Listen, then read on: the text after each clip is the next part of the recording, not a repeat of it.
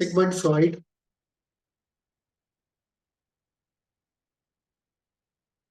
We have come to second session in the series of FAQ psychoanalysis.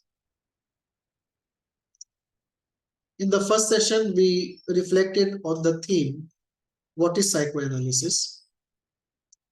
First two lectures, in fact. We are into the third lecture today on Sigmund Freud.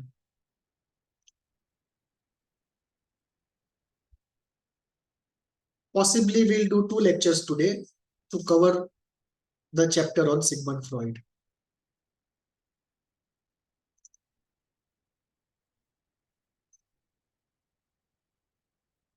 In the chapter, in the book, the first question is, who was Dr. Sigmund Freud? And Dr. Sigmund Freud was a neurologist, trained as a neurologist in Austria, Vienna.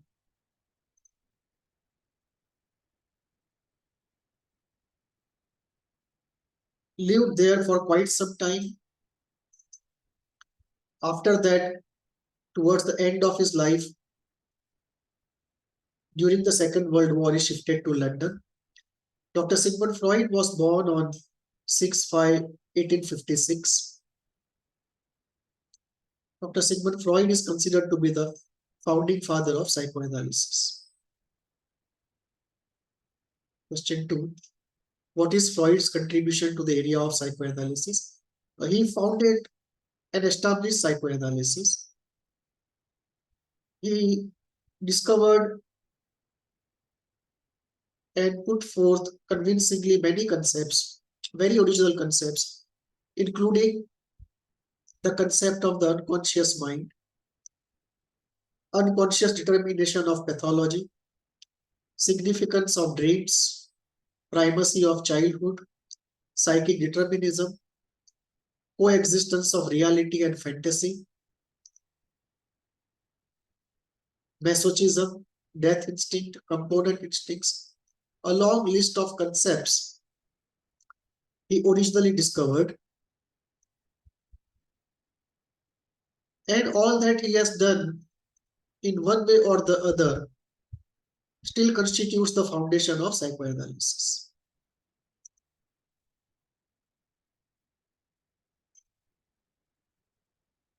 Although after Freud, many other theories have come, and although it is true that Freud's school has its limitations like any other school, and Freud had his limitations like any other thinker, despite all of that discounted, despite all the movements to move away from Freud, every 25 years we see a movement of return to Freud in one way or the other.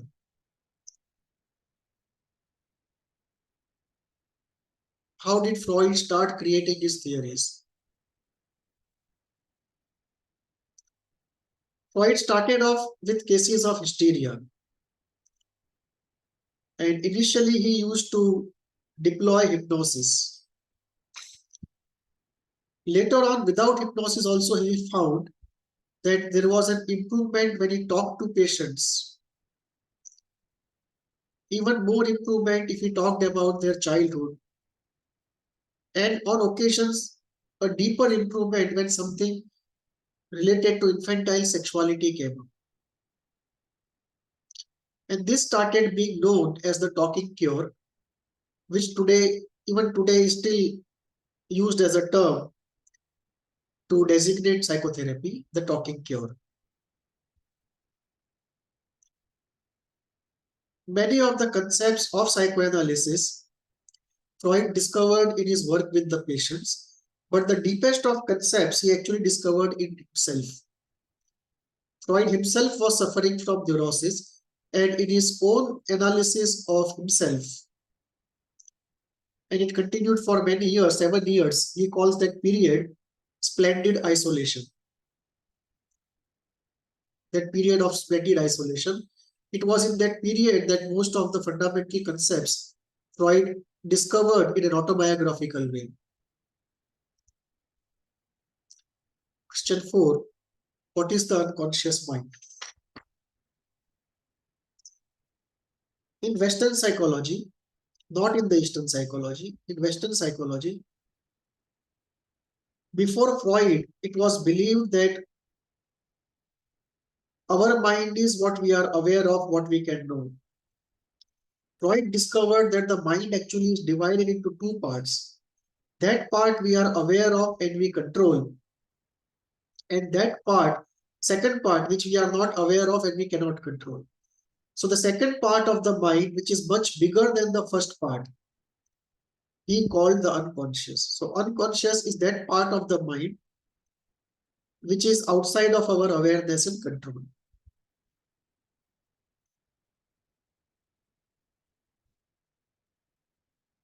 The unconscious mind is far more active than the conscious mind, and everything that is found in the conscious mind is also found in the unconscious mind. The psychic operations of thinking, of feeling, of motivations, of defenses, everything is found there. In fact, it's found more there than in the conscious mind.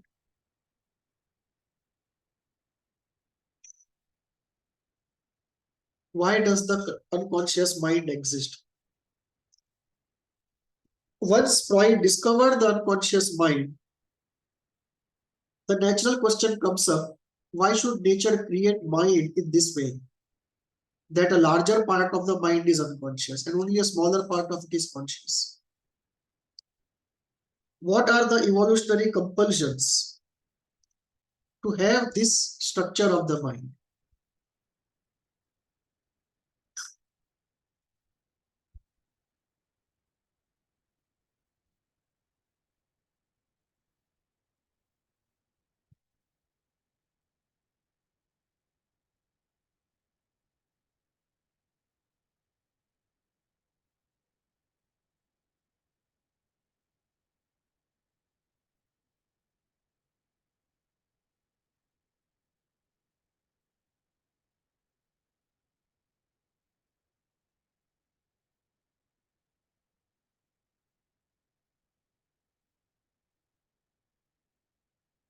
Sorry for that.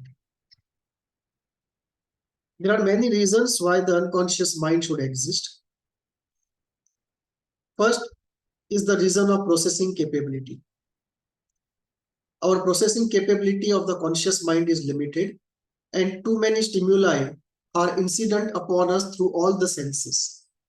And therefore, most of the stimuli has to be segregated and dealt with by the unconscious mind. Either it's able to process it or it just holds it in storage for later processing. If all the stimuli were to come to our conscious mind, the conscious mind can't function in best efficiency and efficacy. Second, there is a natural erosion of memory. Over a long period of time, we naturally forget what we once knew. Keeping something active in memory is a high energy operation, and nature doesn't want us to invest that into everything. So most of memories over a period of time get deactivated and they become one part of the unconscious mind. Third, human mind as it is extremely sensitive to negative effects. Effects like anger, fear, pain, guilt, shame, envy, inferiority. These effects have to be kept away. Traumatic memories have to be kept away. And therefore, there has to be one part of the mind which is outside of awareness where it can be kept away. It's like creating a sector in a hard disk which cannot be accessed without a password. The only difference is here we don't know the password. So this is the third reason for having an unconscious mind. Fourth reason is to protect ourselves from the trauma. Some traumatic event, if it's too troubling, it has to be repressed somewhere So the rest of the organism can go on functioning efficiently. That again calls for something which is outside of awareness and control. Fifth is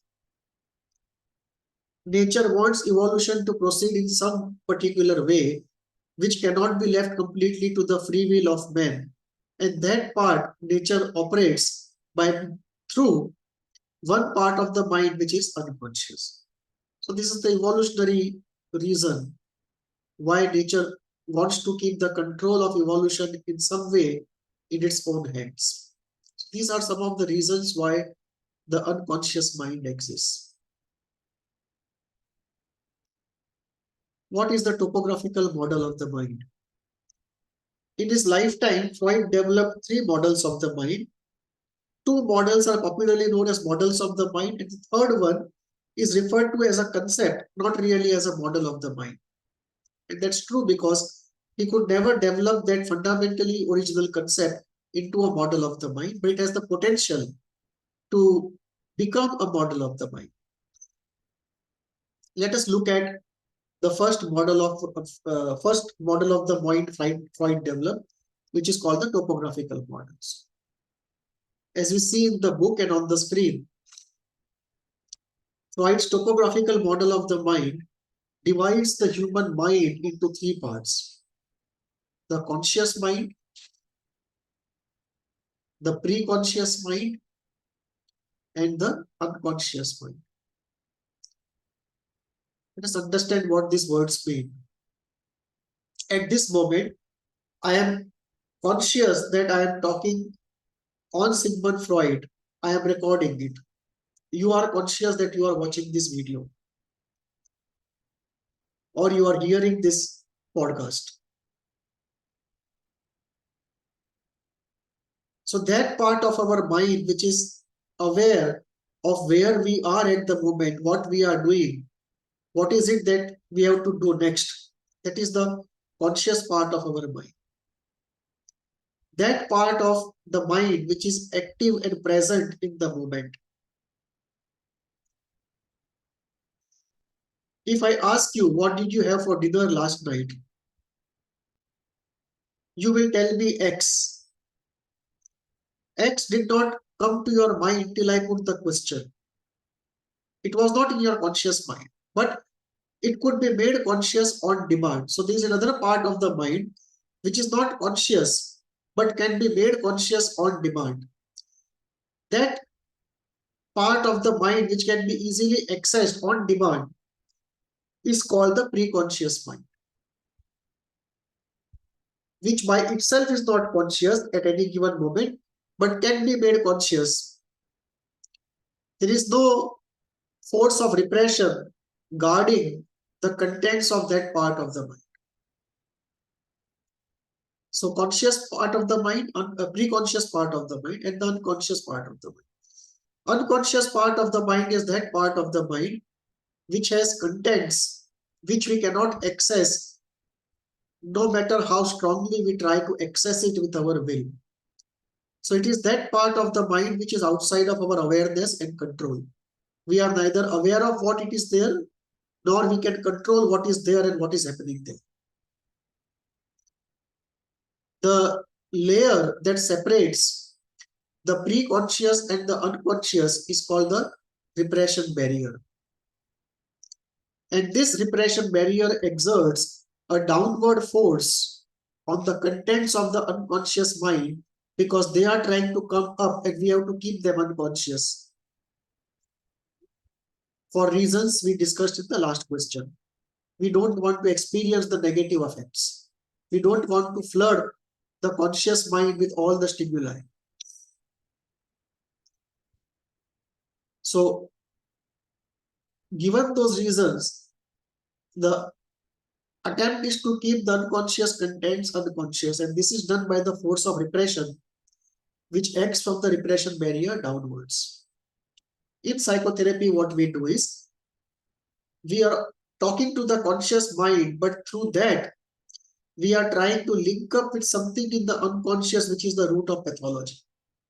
And by linking it up, we are trying to not only make the idea conscious, but also do catharsis of the feelings. in some areas, some approaches like ISTDP or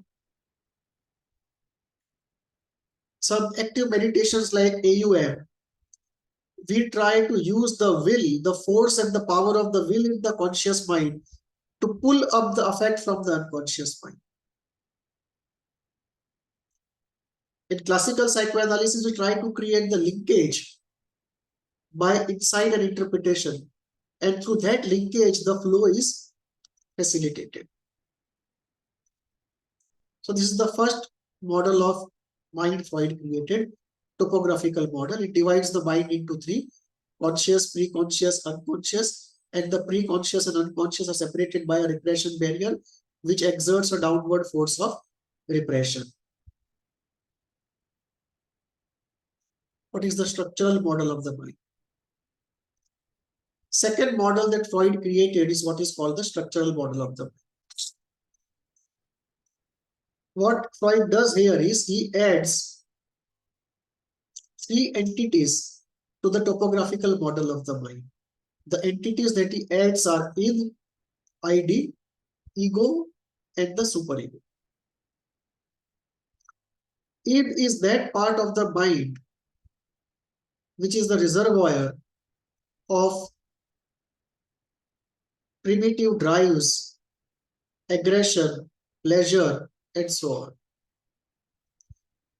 So id is the reservoir of instincts, reservoir of our desire for pleasure and aggression. Opposite to id is almost like the animal in man. Opposite to id is superego, the moral part in us, which is concerned with ideals, thou shall and thou shall not.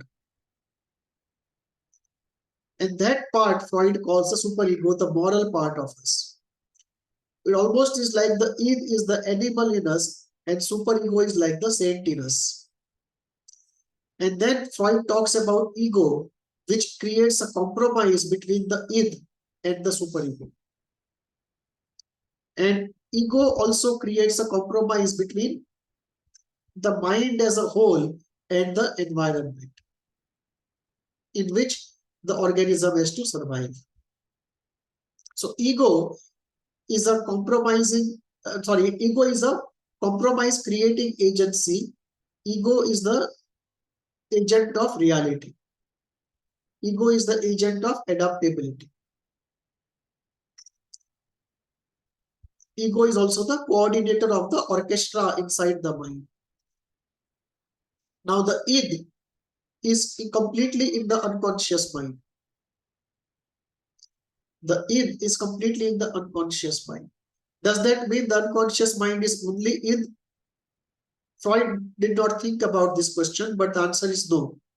Apart from id, there are positive aspects also in the unconscious mind. Even in the Freudian model, we can see part of the superego is unconscious, which means the unconscious is not only id. Part of the superego is also unconscious. And we can see in the model, part of the ego also is unconscious. So in the unconscious mind, there is presence of the id, ego, and superego, all the three. But the id is completely in the unconscious mind, whereas superego and ego, they are stretched across the conscious mind, the pre-conscious mind, and the unconscious mind. They are stretched across the entire mind. So ego and superego are present across the whole of the mind, whereas id is completely in the unconscious. This is Freud's structural model of the mind. Question 8. What is the pleasure principle? Freud believed that at the core, human beings are creatures of desire, and the desire essentially is desire for pleasure. So maximization of pleasure and minimization of pain, this is called the pleasure principle, and this is at the root of all that people do. That the human mind fundamentally is governed by the pleasure principle, which talks about maximizing pleasure, minimizing pain. 9. What is libido? Freud believed that there is psychic energy which is active in the human mind, and this energy Freud termed as libido because essentially Freud thought it was an erotic energy. Jung disagreed with Freud, and Jung said what we are talking about, the psychic energy, essentially is life energy which is neutral, and the same energy goes into libido or into aggression or into biological activities. But Freud, when he was developing psychoanalysis, he felt that primarily the psychic energy was erotic energy in its fundamental nature.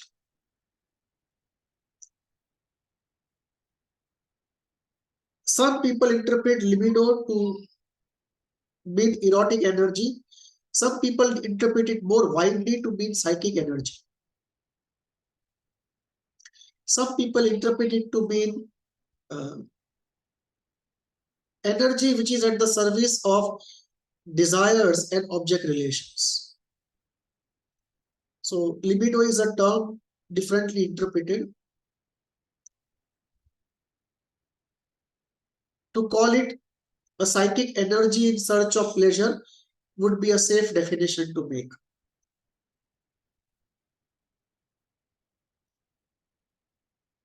Some people also talk about psychic energy going into two: the libidinal erotic energy in search of pleasure and the aggressive energy, which is at the service of survival and destruction of the other, at times even the destruction of the self.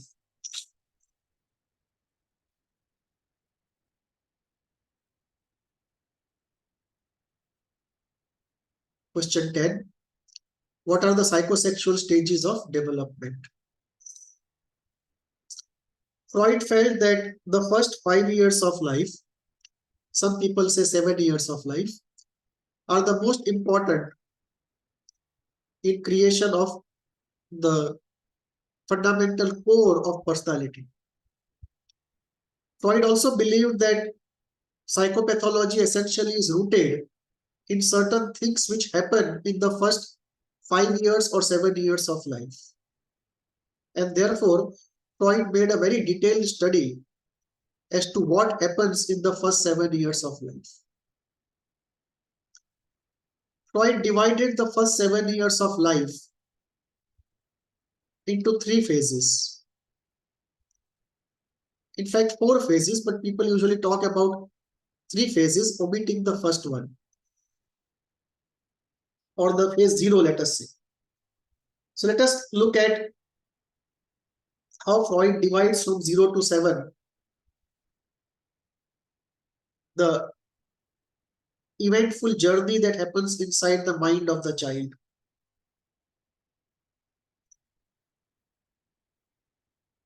Freud felt that when we are born, the life energy is distributed over the whole body. And there is no clear distinction as such between the body and the mind. There is also no concept of I and not I. One experiences an oceanic whole. Freud called it the oceanic feeling. There is no concept of the object. There is no concept of the other. This phase Freud called the phase of primary narcissism, which is very different from secondary narcissism. When Freud talks about narcissism, or anybody talks about narcissism, in Freudian terms is referring to secondary narcissism, which happens when the child tries to relate to the mother. The approach is frustrated without any reciprocation, and therefore out of frustration, pain, and anxiety, the child returns back the energy to himself, over deposits energy into himself, creating a false sense of self-sufficiency and a template never to relate to anybody else intensely. And this overinvestment in oneself creates what we usually call narcissism, which Freud technically called secondary narcissism. Primary narcissism was inborn. Secondary narcissism may or may not happen. It's a pathology. If parents reciprocate, it will not happen. If parents don't reciprocate, it can happen. Primary narcissism, however, is a natural stage through which everyone passes. Freud said the first stage from birth till a few months is the phase of primary narcissism.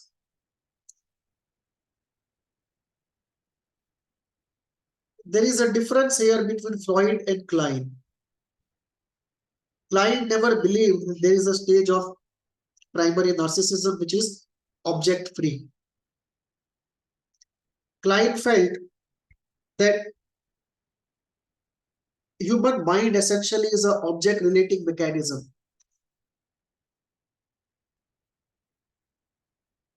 Empirical work of recent times also supports some of this. But I personally agree with Freud that even if it's not a stage, it is definitely a state which is experienced not only in infantile years but also in adulthood. And a transcendental version of it is the goal of spirituality, or object-free, affect-free state. Ordinary affect-free state, you definitely feel bliss, but ordinary affects are not felt. In the state of enlightenment, which is a state which is object-free, high awareness, high bliss, no affect, no thought. Coming back to Freud, Freud first talked about primary narcissism and then started dividing 0 to 7 years into phases. But when he divided 0 to 7 years into phases, he put aside the concept of primary narcissism. He did not bring that into it. And he started with the object phases without realizing it, that all the 3 phases that Freud talks about, 0 to 7, are actually object phases. And he put aside the pre-object phase of primary narcissism, and the 3 put to this journey of 0 to 7, which he divided into 3 parts. He calls the entire journey the journey of psychosexual development. Psycho because we're talking about psychic development, and sexual because he found that all the 3 phases, 0 to 7, primarily are concerned with eros, pleasure, and much of it has to do with sexuality. So Freud called this journey 0 to 7 years the psychosexual development journey. He called those stages, and 0 to 7 he divided into 3 stages. The first stage was 0 to 2.5. Now, actually, if you look into it, it would be 0 to 2 months, which would be primary narcissism, and then the oral phase would begin. But Freud does not go into those niceties. He puts aside his own concept of primary narcissism, does not include it in the psychosexual journey, and in a more approximate way, calls the oral phase 0 to 2.5 years, when in fact this should be, according to Freud's own concepts, 2 months to 2.5 years, and there should be a phase 0 to 2 months, the stage of primary narcissism. But traditionally, psychosexual stages of Freud are understood as 3 phases: 0 to 2.5, 0 to 2 years or 2.5 years, anal phase. Sorry, 0 to 2 or 2.5 years, the oral phase. 2 to 3.5 or 2.5 to 3.5. Some people even talk about 2.5 to 4, anal phase. And the phallic phase is 4 to 5 years. Some people say 4 to 7 years. So there are differences in terms of how people see the duration of each phase. The most common view is oral phase 0 to 2 years, anal phase 2 to 3.5 years, and phallic phase 3.5 to 5 years. That's the most common. Now what happens here? In the oral phase, Freud says the central route for experiencing pleasure is the mouth, the oral cavity.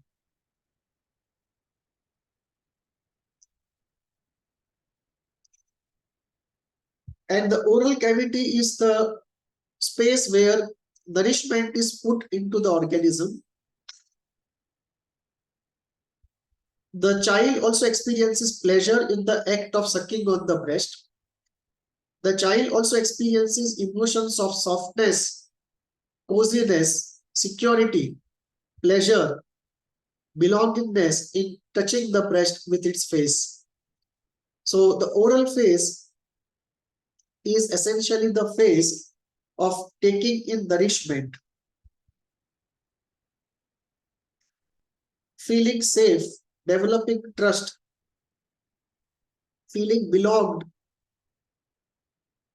being able to internalize an object, relate to an object in a stable way, reliable way, without anxiety, create a stable attachment pattern. If the oral phase does not go correctly, the child develops a template which says the world is not a safe place, you can't trust everybody, there are trust issues. So in Freudian sense, the trust issues are in the oral phase. If anything goes wrong in the oral phase, trust issues develop. In the oral phase, when the child is angry, the child expresses aggression via the mouth by biting or by screaming or by crying. This expression of oral rage, occasionally even oral sadism, if something goes wrong, this becomes an adult habit of indulging in oral sadism, speaking bitter words, screaming, biting.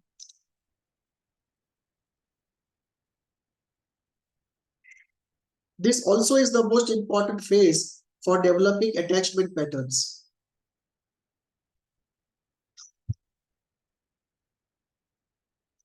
This also is the phase for developing the assurance that there is a containing object that can contain oral sadism or any form of sadism. This goes on till 0 to 2 years or 2.5 years. And then the anal phase starts. The change happens because the food starts becoming more solid and the feces start becoming more solid. In the anal phase, the primary source of pleasure and attention is the anal aperture. If the parents are too strict or too liberal, the anal phase can go wrong. In the oral phase, the core is availability, physical and emotional. The core is consistency and reliability, and the core is containing capability. In the anal phase, the core is many issues are involved. Issues like domination and submission, how strictly or how liberally parents control the child. Greed, initially the child feels the feces are an act of creation and does not want to part with it. He wants to hoard it. Disgust, which parents tell him to experience towards the feces, without which he won't let go of it.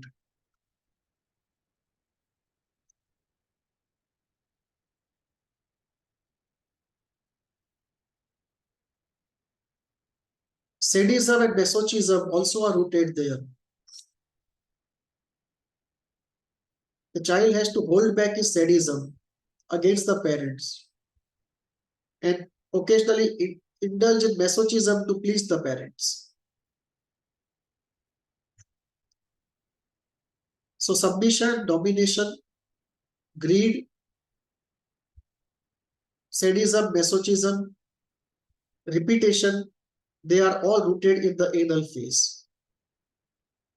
All the obsessive traits and all the guilt-related issues, not all the guilt-related issues, but primarily all the obsessive issues, repetition issues, are mostly rooted in the anal phase. Sadism, masochism issues are also rooted in the anal phase. Greed issues are also rooted in the anal phase.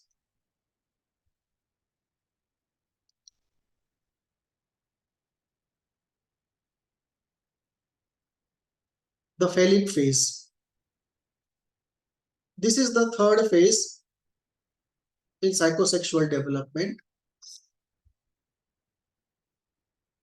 It's also called as Oedipal phase.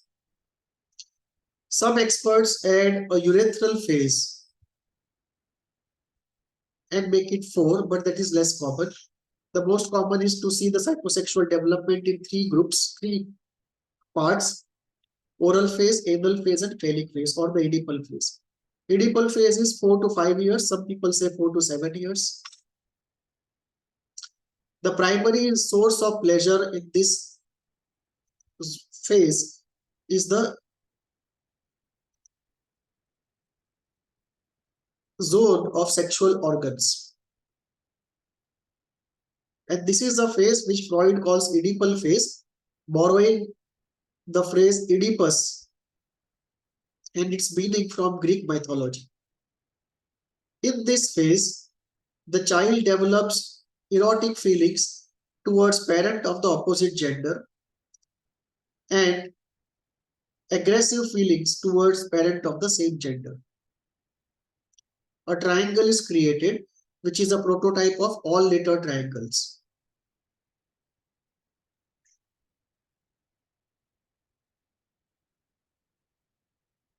The child has death wish for parent of the same gender, and over a period of time realizes that despite his wish, the parent is not dead, the parent is still there.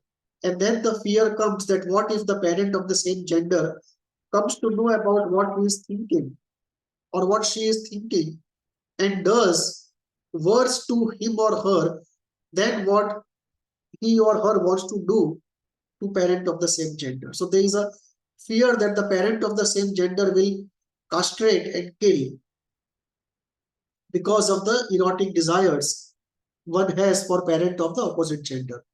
And this desire for the parent of the opposite gender is called the Oedipal desire. And this fear that the parent of the same gender will castrate and kill is called the castration anxiety. If the phallic phase does not go well, one has issues in the area of relationships, sexuality, erectile dysfunction, dysfunctional relationships with authority figures at work. All of this can be problems of the phallic phase. If the phallic phase is frustrated, one may regress back to the anal phase and get into obsessive problems. The core to note is, if a prior phase is not successfully passed, the probability that a succeeding phase will be successfully passed is very low. If the oral phase is into trouble, the anal phase and the phallic phase most likely are to be into trouble. Troubles cascade, accumulate, they build over one another. It's one brick over another brick. So, if the oral phase has been in trouble, most likely anal phase will be in trouble, and even more likely the phallic phase will be in trouble. So in therapy, you will go backwards. healing the phallic phase, then the anal phase, then the oral phase. Each phase, if successfully passed, leads to some psychological gains which stay with you lifelong. And if they are not successfully passed, you have a pathology which also can live lifelong, or it can be temporal also. But there is a net outcome of every stage, either some gain or some deficiency. After the phallic phase, Freud says there is a latency period that goes on till puberty. So from 5 years to 12 years or 7 years to 12 years, latency period where all the problems of the oral, anal and phallic phase are put as though in a container and the container is closed. They are put in some storehouse of the mind. And the focus becomes on physical development, on social development, on the relational development of the child. After which the puberty happens. And in the puberty, Freud says the genital phase starts. That the tendency to seek pleasure from the oral, anal, all those pre-phallic phases, they are now subordinated to the phallic phase. And now the primary source of pleasure is through sexual organs and the act of reproduction. So a genital phase starts. So oral phase, anal phase, phallic phase, latency period, and the genital phase. This is the full cycle of psychosexual development. But usually people don't talk about latency period and the genital phase. They talk about the three phases: oral, anal, and phallic.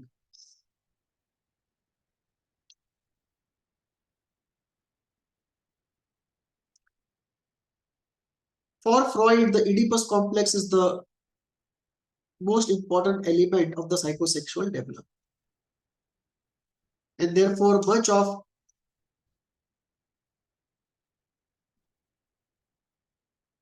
healing in Freudian psychotherapy is centered around resolving the Oedipus. Some people say that we can never resolve the Oedipus completely, we can only resolve it substantially. Some say we can resolve it completely.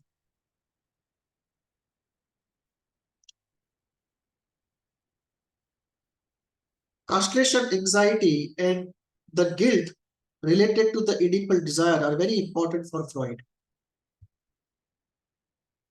And the resolution of the Oedipus complex, Freud says, is the child, because of the castration anxiety and survival anxiety and the guilt, decides to give up the object of Oedipal desire and decides to be like the parent of the same gender, so that later on in life he will have somebody who is like the parent of the opposite gender. So this is the resolution of the Oedipus complex. But if the desire is too strong that it cannot be given up, then because of the non-resolution, the guilt continues. Entanglement with the mother figure continues. And castration anxiety of the father figure or all authority figures, that continues. So for Freud, resolving the Oedipus complex by giving up the desire for the Oedipal object is very necessary. That will enable the guilt to be given up. It will also enable the cessation of castration anxiety.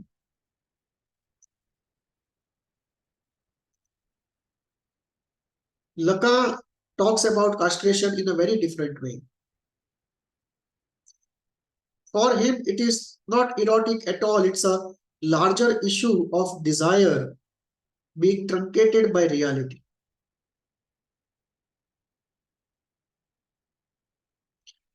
The symbolic limiting the flow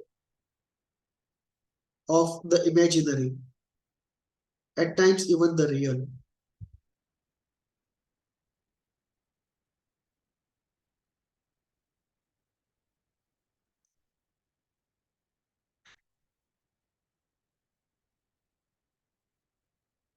Something is very important here regarding Freud's stages.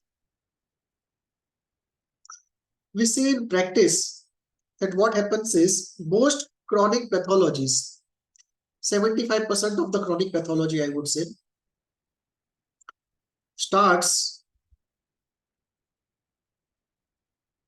with puberty. It is around puberty that chronic pathology starts, and often it never goes away for much of the life. And the reason is this: at puberty, all the problems of the psychosexual stages, oral, anal, and phallic, which were put into a box and a lid was put on the box and it was locked, put into a storeroom during the latency period, that box gets opened. We don't know how and why, but the box is definitely opened. And because of the high energy of that puberty state, the hormonal high, the energy high,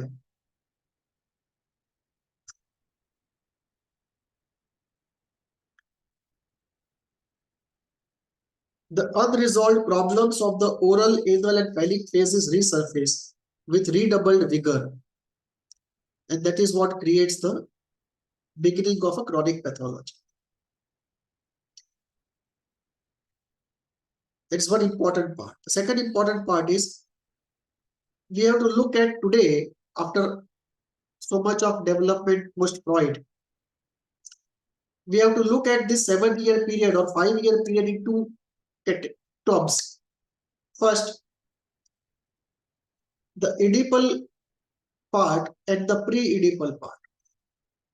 And after Freud, substantial thought has gone into and substantial discoveries have been made about the pre-Oedipal part of the mind and the development of this whole area of pre-Oedipal pathology. And the pre-Oedipal pathology is always linked to the Oedipal pathology. If pre-Oedipal pathology is strong, it's very difficult to pass through the Oedipus complex successfully. So usually what we see is a pre-Oedipal pathology leading to an Oedipal pathology leading to symptoms, or pre-Oedipal pathology leading to symptoms with Oedipus playing a minor role somewhere in the road.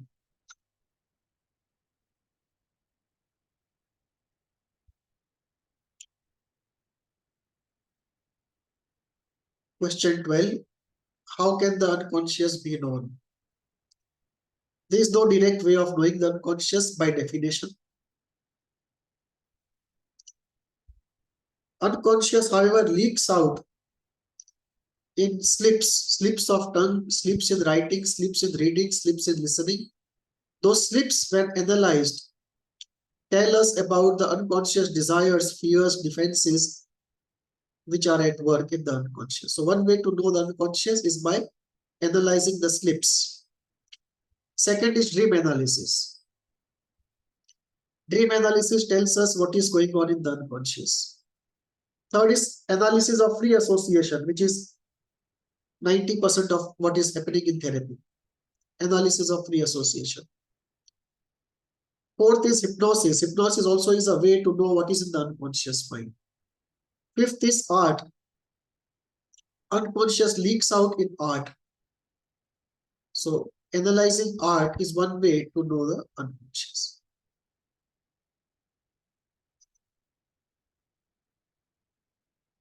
There are some forced entries into the unconscious also.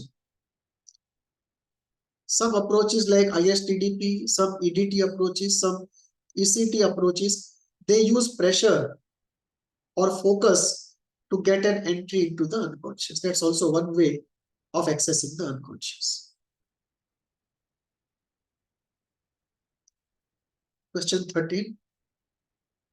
What is a defense? What are the types of defenses?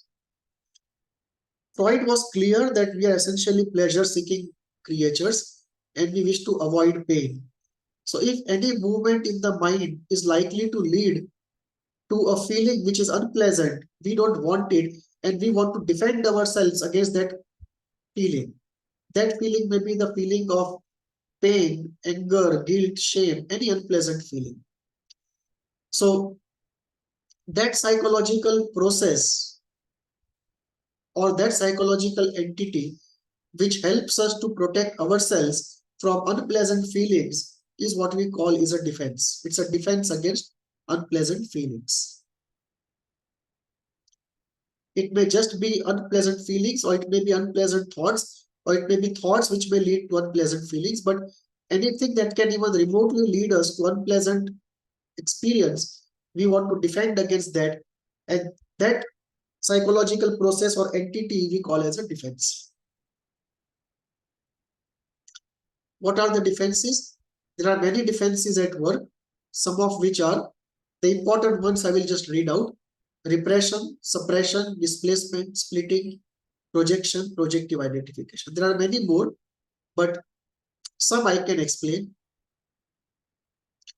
Repression is a defense where material in the unconscious which can cause unpleasant feelings is completely repressed in the unconscious mind, and it's unknown. We don't even know what is being repressed. It's completely unconscious process.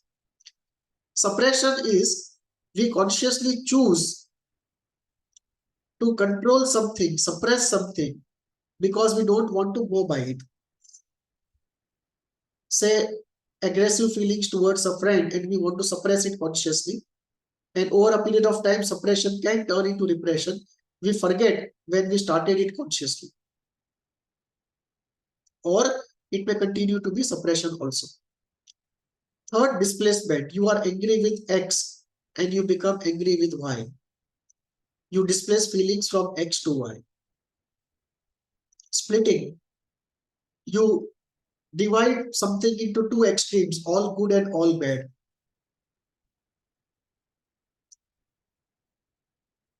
So anything which is integrated, you split it into an extreme duality. That's splitting. Projection. I am angry at you, but I am not capable of owning up my anger because of reasons of reality or morality.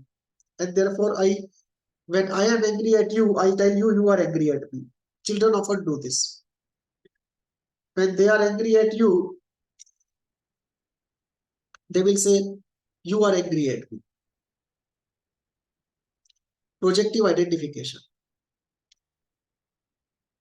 If I am angry at you, I make you feel angry at me. And by identification with you, I am able to experience my anger. It's a sort of a passive experiencing of what I feel difficult to experience directly. You project and you identify and then indirectly experience what you find difficult experiencing yourself directly. Projective identification.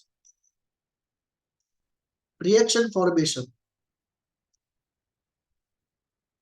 You have intense sadness, difficult to bear, so you give an opposite reaction to it and you start becoming happy.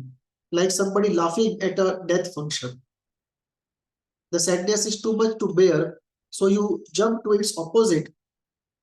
And this defense is called reaction formation.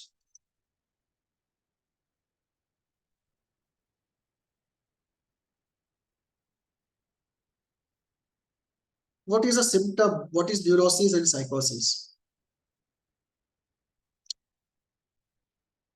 Symptom is something which causes trouble to the person, a disease to the person, impairment to the person. And the symptom may just be a symptom, or it may itself be a dysfunctional solution.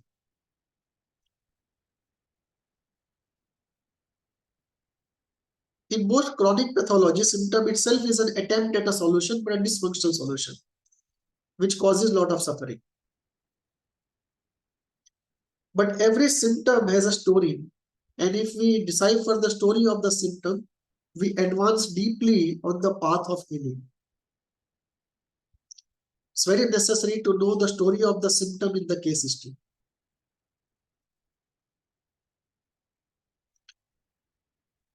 Case history in psychoanalysis without the story of the symptom is no case history at all.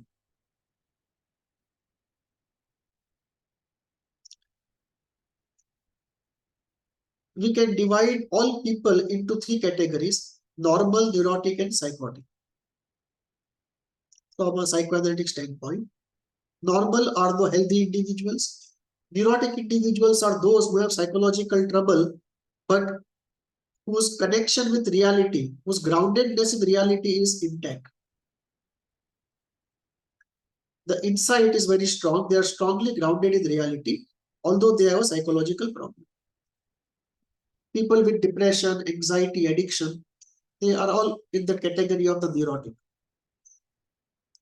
Psychotic are those patients where connection with the reality is broken to different extents, partially or completely. And in a way, they live in a reality which is not the consensus reality of society. And reality testing is impaired. We call it insight is impaired. We call that state a state of psychosis. So neurosis is usually mild to moderate type of sicknesses, and psychosis usually are the severe category of sicknesses. Psychosis is the most difficult to cure.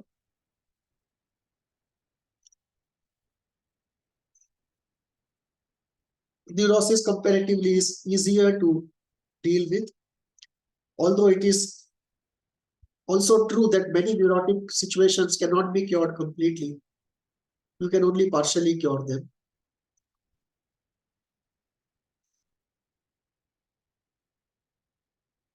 So the continuum of health and sickness will be healthy individual, neurotic individual, psychotic individual. In a way, it's a diagnostic category: normal, neurotic, psychotic. This is a diagnostic category which was used till almost 1950s, 60s, Freudian diagnostic category. Later on, other people have brought in their own diagnostic category, and today the diagnostic approach of DSM is very popular, although Lacanians have a very different diagnostic category of neurosis, psychosis, and perversion.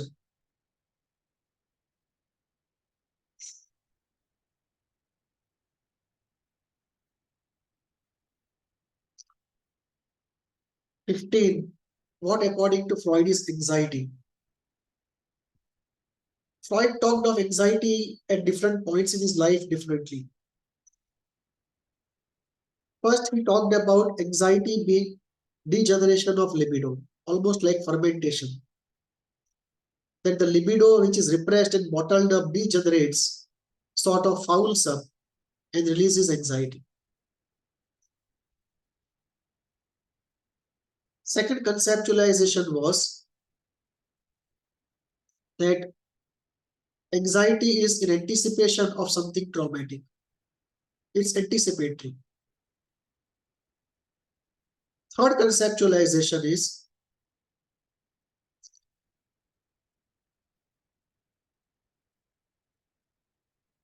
it is a signal that some strong feelings are coming up which might be unpleasant.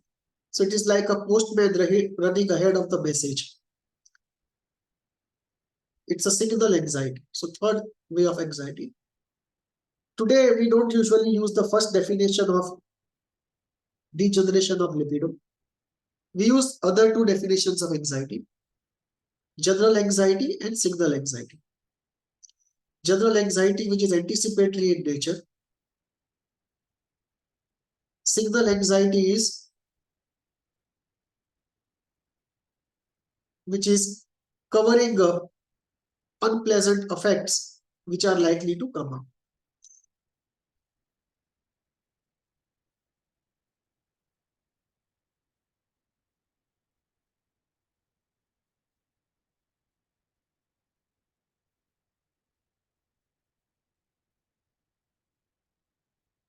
In fact, you can think about a third category of fixation anxiety. You can actually divide the general anxiety into two: anticipatory and fixation. Anticipatory about the future, and fixation is related to any traumatic memory. Anxiety related to any traumatic memory. And the third would be the signal anxiety.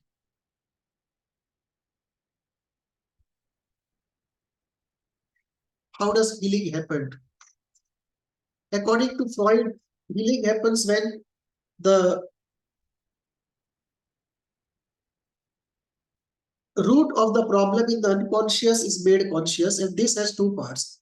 The idea component of that unconscious entity is made conscious, and the feeling component of that unconscious entity is released in catharsis. And this released energy then becomes available for healthy living. So there are two components of making the unconscious conscious. What Freud says, where is there, ego shall be. This has two parts: making the ideational component conscious and releasing the affect associated with that ideational component in an act of catharsis. 17. How does one feel in analysis when a complex is resolved? When a complex is resolved, it's a very experiential thing. You realize, you know very clearly that the levers are moving inside. Something has deeply moved. Something unconscious has become conscious. Affect is coming up. A burden carried for long is off the chest. One feels more alive, more energetic, more positive, more loving, more playful after that. And this is the resolution of the complex, very experiential. There is no way you can have any doubt if or not it is resolved. It is something which is experiential. As they say, feeling is believing. Some people say seeing is believing. Similarly, in psychoanalysis, feeling is believing. Or to put a more generic term, experiencing is believing.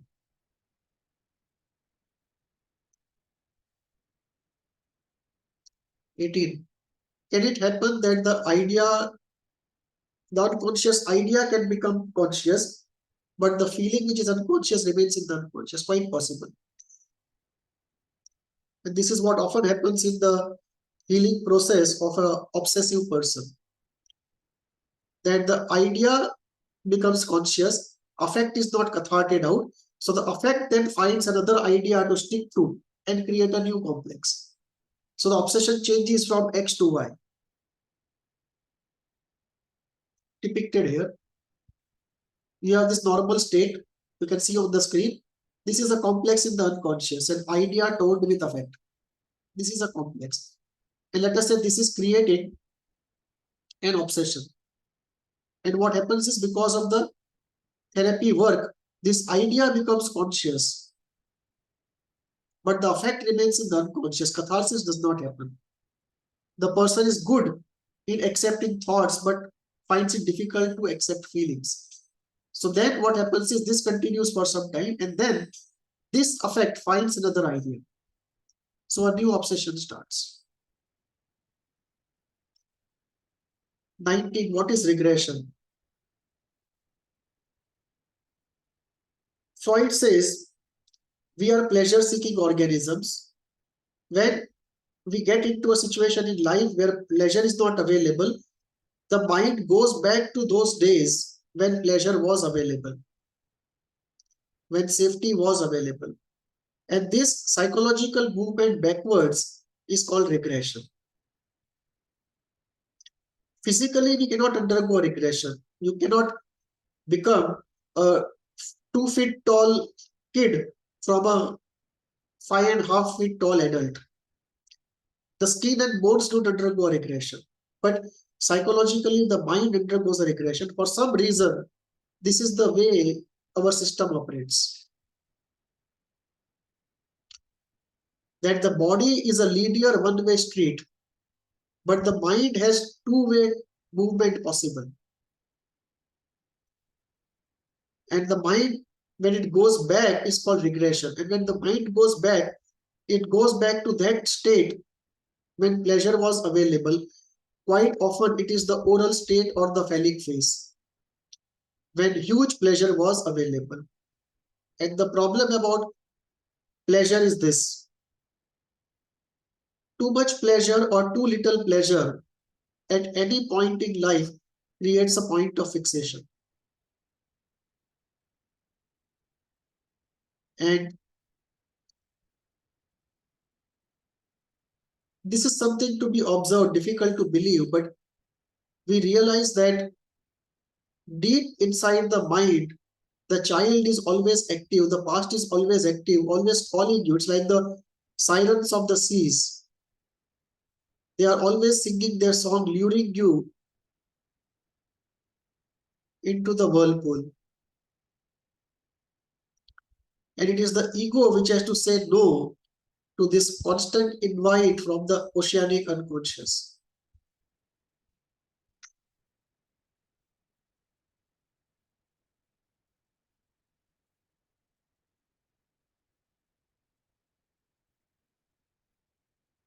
In psychosis, regression can be so severe that one can go back to the pre-linguistic time before one acquired language. It's like as you move forward in your psychological life, you make gains, you learn things, you develop capabilities, and brick upon brick, you build the whole edifice of psychological capabilities. Somehow, this is undone, and you go back to a state before the whole edifice was built.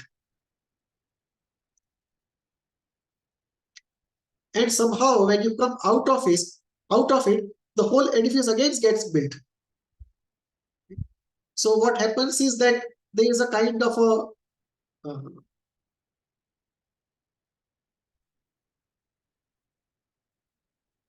disintegration of an edifice.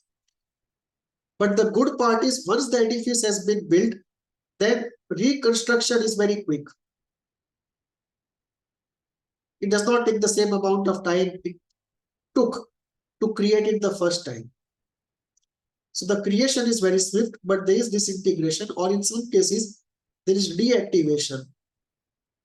And experientially, in some cases, almost felt like liquefaction.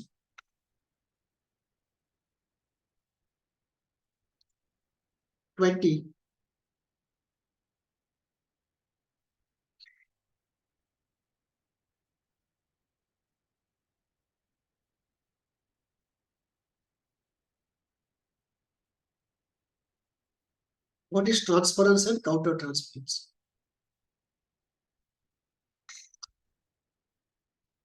In therapy,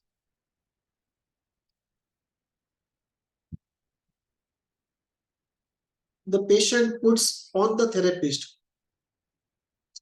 all the strong feelings he had once related to his parents and those he was emotionally invested in. And this displacement of feelings onto the therapist is called transference. Because of the transference, the therapist starts responding to the patient in a particular way. Or if he is more trained, he does not respond, but he feels responses to this transference. So what the therapist feels in himself in response to transference is called countertransference. If a therapist is not well trained to handle countertransference, he will live out the countertransference. We call it acting out. That will create trouble.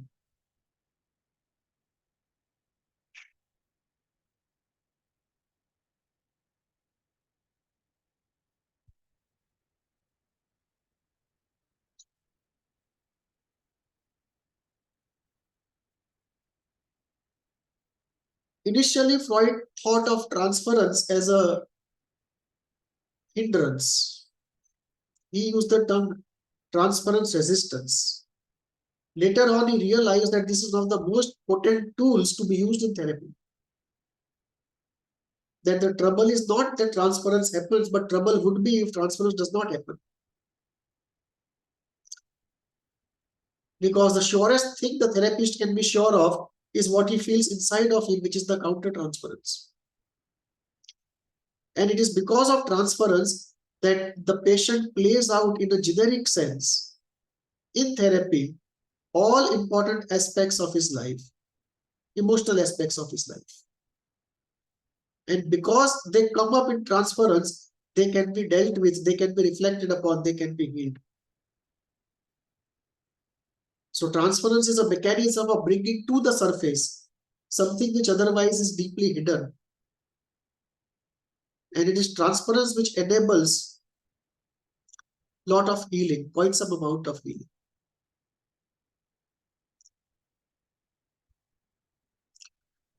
So Freud moved from using the term transference resistance to resistance to transference, which Freud saw in narcissistic patients. And Freud thought even psychotics won't make a transference, but it was not true. Psychotic patients do make a transference, very strong transferences.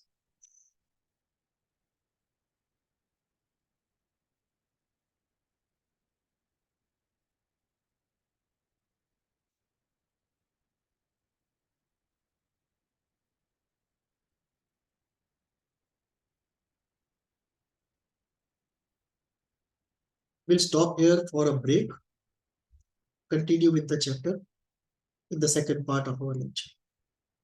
Thank you.